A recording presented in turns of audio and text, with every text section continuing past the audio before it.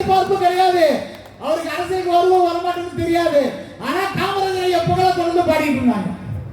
இப்படி ஆற்றல் மிக்க ஒரு துணிச்சல் மிக்க ஒரு வீரமிக்க தலைவர் தமிழக அரசியல் வரலாற்றில் அரசியல் பிழையாக இருக்கக்கூடியவர்கள். முன்னாள் முதல்வர் கலைஞர் செய்த அரசியல் பிழையை அவர் காலத்தில் அவர் நிச்சயம் சரி செய்ய வேண்டும் என்று தமிழ்நாடு நாடாளுமன்ற சார்பாக கேட்டுக்கொள்கிறோம். அதாவது 1990ஆம் வருடம் அன்றைய விபி சிங் ஐயா ஆட்சி காலத்தில் சென்னை விமான நிலையத்திற்கு பெருந்தலைவர் காமராஜர் பெயர் சூட்ட வேண்டும் என்று பிரதமர் விரும்புகிறார். தமிழகத்தினுடைய முதல்வர் திமுக தலைவர் கலைஞர் கருணாநிதி அவர்கள் காமராஜர் பெயரை விரும்பவில்லை. அதன் காரணமாக இந்தியாவிலே எந்த விமானத்தில் இல்லாத வகையில் உள்நாட்டு விமானத்துக்கு ஒரு பேரும் வெளிநாட்டு விமானத்துக்கு ஒரு பேர் வச்சு ஒரு மிகப்பெரிய வரலாற்று பிழையை செய்திருக்கிறார்கள். அதை சரி செய்ய வேண்டிய பொறுப்பு அண்ணன் அண்ணாமலை அவர்களிடம் இருக்கிறது. அவர்களுக்கு அதை சரி செய்து தர வேண்டும். அதே சமயத்தில் சென்னை விமான நிலையத்திற்கு பெருந்தலைவர் காமராஜர் பெயரை முழுமையாக சூட்ட வேண்டும். பெருந்தலைவருக்கு எந்த தலைவர் பெயர்கள் வச்சுட்டு அவங்க இருப்போம். அதே போன்று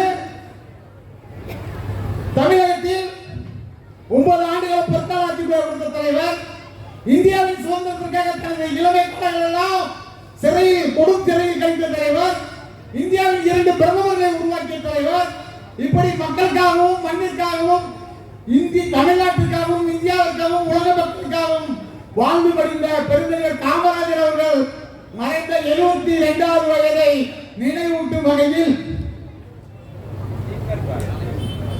சென்னை விமான நிலைய பெருந்தலைவர் காமராஜர் விமான நிலைய வளாகத்தில் 72 அடியில் மிக பிரம்மாண்டமான சர்தார் வல்லபாய் பட்டேலுக்கு எப்படி ஒரு சிலை வைத்தார்களோ ஐயா மோடிஜி அவர்கள், அதே போன்று தென்னிந்தியாவின் இந்தியாவின் மிகப்பெரிய தலைவர் காமராஜர் அவர்களுக்கு 72 அடியில சென்னை விமான நிலைய வளாகத்திலே சிலை வைக்க வேண்டும். அதை நிச்சயம் அவர்கள் செய்து தருவார்கள். தேவைப்பட்டால் அந்த சிலையை நாடார் சமுதாய சார்பாக நாங்களே தர கவலைப்பட்டிருக்கிறோம். ஐயா மோடிஜி அவர்கள் வந்து திறந்து வச்சுட்டு நம்ம அண்ணாச்சி அண்ணாமலை அவர்களுடைய முன்னிலையிலே அந்த சிலையை திறந்து வைப்பதற்கு முயற்சி எடுக்க வேண்டும். அப்படி செய்தால் ஒட்டுமொத்த தமிழகமும் ஒட்டுமொத்த இந்தியாவும் ஒட்டுமொத்த நாடார் சமுதாயமும் பாரதிய ஜனதா கட்சியையும் ஐயா மோடிஜி அவர்களையும் ஆதரிப்பார்கள். இது உறுதி என்று கூறி பெருந்தலைவர் காமராஜர் சிலையை நிறுவுவதற்கு அனுமதி தர வேண்டும் என்று கேட்டுக்கொண்டு பேச வாய்ப்புக்கு நன்றியை தெரிவித்துக் கொள்கின்றேன். இந்த நிகழ்ச்சிக்காக உழைத்த நமது சமுதாய சொந்தங்கள் அனைவருக்கும் தாமரை சொந்தங்கள் அனைவருக்கும் நண்பர்களுக்கும் நன்றி தெரிவித்துக் கொள்கிறேன்.